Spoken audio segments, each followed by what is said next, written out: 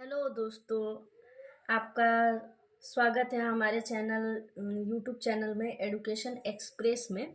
जो कि आपने अगर सब्सक्राइब नहीं किया है, अगर इस चैनल पे आप नए हैं तो प्लीज़ इस चैनल को आप सब्सक्राइब करें और बेल आइकन को दबाएं कि ये जो हमारी जो नई नई वीडियोस बन के आपके सामने आएंगी उसको वो आसानी से आपको मिल जाए और आसानी से आपके लिए ये यूज़फुल हो सके। ठीक है, तो आज मैं एडुकेशन एक्सप्रेस चैनल पे आप लोगों के लिए एक छोटा सा स्वीट और नॉट लॉन्ग, बहुत ज़्यादा बड़ा नहीं, शॉर्ट में कुछ समझाने के लिए आई हूँ, जो कि है हमारे ग्रामर से रिलेटेड।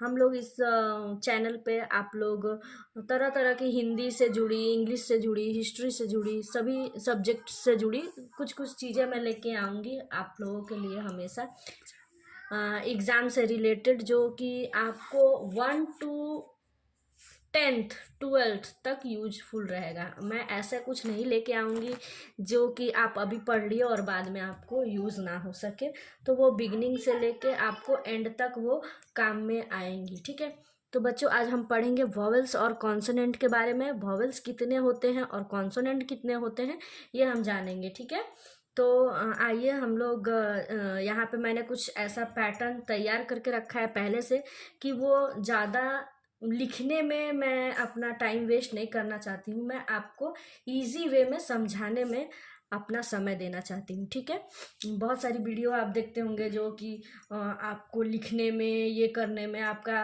उतना टाइम चला जाता है, तो वो मुझे नहीं करना है। ठीक है, तो आइए हम लोग समझते हैं। शायद आप लोगों के लिए ये यूज़फुल हो। ये है वॉवेल्स, मैंने पैटर्न तैयार कर लिया। ये है कॉन्सोनेंट। वॉवेल कितने होते हैं? वॉवेल 5 होते हैं, ए ई आई ओ यू। अब ए ई आई ओ यू जो है ये वॉवेल क्यों होते हैं? थोड़ा सा ये हमारे हिंदी से भी रिलेटेड है। जो कि हमारे वॉवेल्स होते हैं इसको हम लोग बोलते हैं हिंदी में स्वर। क्या बोलते हैं? स्वर। ये हमारे क्या होता है, गले से जो निकलता है अ, आ, ई, उ, तो वो हमारे स्वर में आ जाते हैं। तो स्वर कितने हैं, जो कि अगर हम लोग इंग्लिश में बोले तो वॉवेल्स कितने हैं? 5 है। यहाँ वॉवेल्स की संख्या 5 होती है। ठीक है, इसका यूज कहाँ होता है ये भी सुन लीजिए। इसका यूज होता है जो वर्ड्स स्वर से रिलेटेड होते हैं। अ, आम, आम, आ रहा है, ये हमारा स्वर है। तो जो वर्ड्स हमारे स्वर से शुरू होते हैं उनके लिए हम लोग क्या वॉवेल्स का यूज करते हैं। ठीक है, अब वॉवेल्स में अगर वॉवेल्स वाले वर्ड जो शुरू हो रहे हैं उसके आगे ये हमारा ए और एन दी का जो यूज होता है, यानी आर्टिकल एंड प्रीपोजिशन, तो हम लोग आर्टिकल कैसे यूज करते हैं। ठीक है, अब यहाँ पे कुछ एग्जाम्पल्स भी मैंने दे रखे हैं, तो आइए फिर हम लोग शुरू से शुरू करते हैं। वॉवेल्स है, वॉवेल्स कितने होते हैं? 5 होते हैं, इनकी संख्या 5 होती है। और ये कैसे शुरू होते हैं? ये स्वर से होते हैं, ये इनकी संख्या 5 है। और कॉन्सोनेंट जो होते हैं वॉवेल्स को छोड़ के बाकी जो भी बचे वो कॉन्सोनेंट हुए। तो कॉन्सोनेंट, ये वॉवेल्स की संख्या 5 होती है और कॉन्सोनेंट की संख्या 21 होती है। ठीक है, तो ये 21 है।